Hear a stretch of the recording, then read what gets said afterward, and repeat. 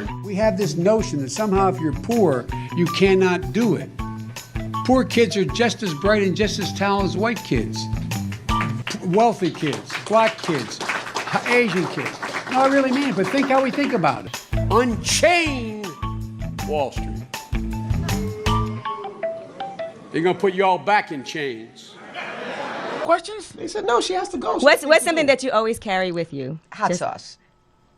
Really? Yeah. Really? Yeah. Are you getting information right now? Hot sauce. Hot sauce in my bag, Swag? Hot sauce. Really? Yes. Now listen, yes. I just want you to know, people are going to see this and say, okay, she's pandering to black people again. Okay. Is it working? Hello, family. Welcome back to another episode of Journey to Harmony. I want you to take a journey with me in Imaginationville. I want you to sit back and to imagine it is January 2024.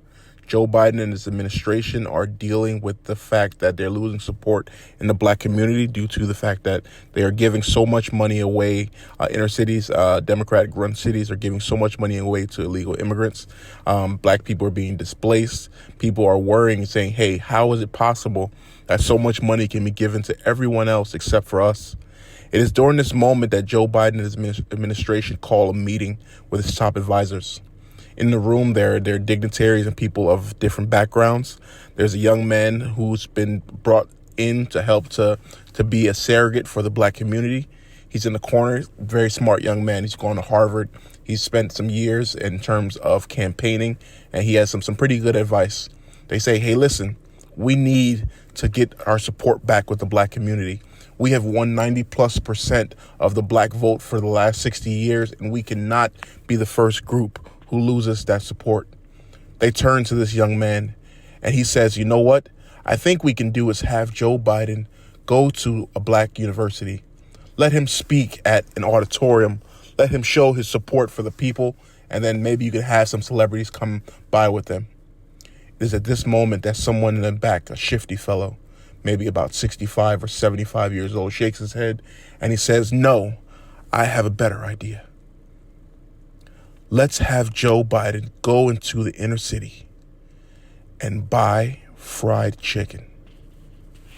I'm impressed. Is that a new program at the school? Yes, sir, it is. It just started just a couple of years ago. You know how much this guy loves you. You can just feel it, can't you? Yes, yeah. Your dad jumped in front of a bullet for you.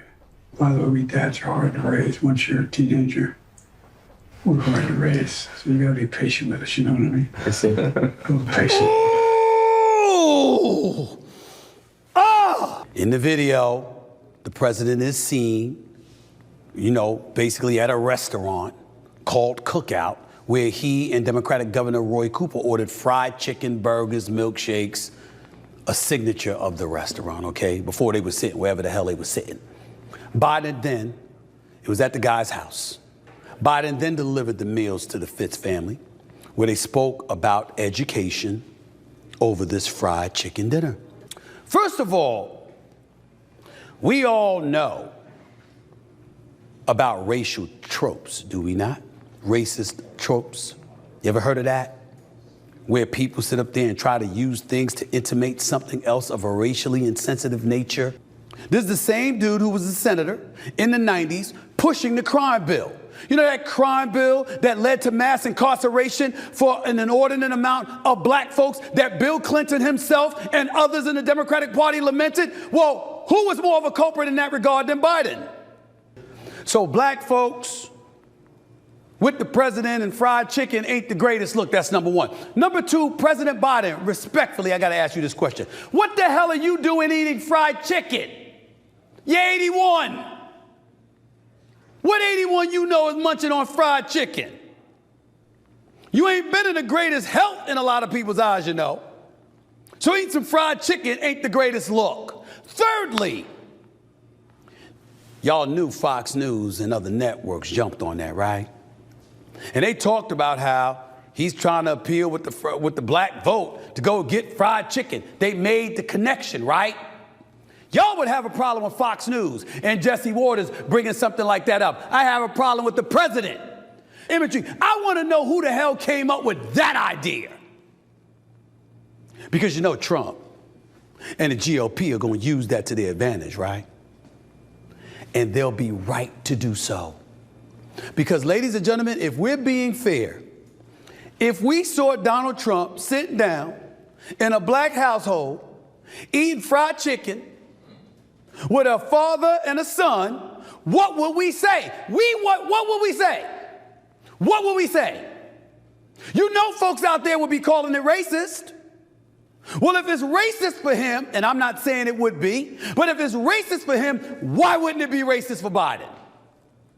If it's racist for him, why wouldn't it be racist for Joe Biden? That is a great question. This is a real disaster right now for Joe Biden, and his team right now seem to be completely out of touch. I want you guys to imagine a married couple being married for 50 years, and then someone comes up and they're like, hey, what does your wife want to drink? And the husband has no idea. Hey, what kind of food does your wife like? And the husband has no clue what it is that his wife is interested in. This is essentially what's going on with the Democratic Party right now. The black population are asking for a few different things, reparations. They're asking for qualified immunity, the turnbacks in terms of policing and things like that, better housing, better investments, grants for businesses, and none of that is going into place. You know, Joe Biden and his team are producing this. Many of the other races, whether it's, the Asian community, the Spanish community, this isn't, we haven't seen Joe Biden go down and try to buy Spanish food or Asian food or anything like that, but there's a pandering that goes on with the black community again and again and again. And this time it looks like it's going to have some serious issues. All over the country right now, Blacks for Trump are spreading.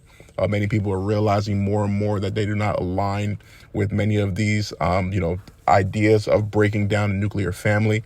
They're not interested in the things that are being pushed by the Democratic Party and Donald Trump, and his policies are just simply make America great again.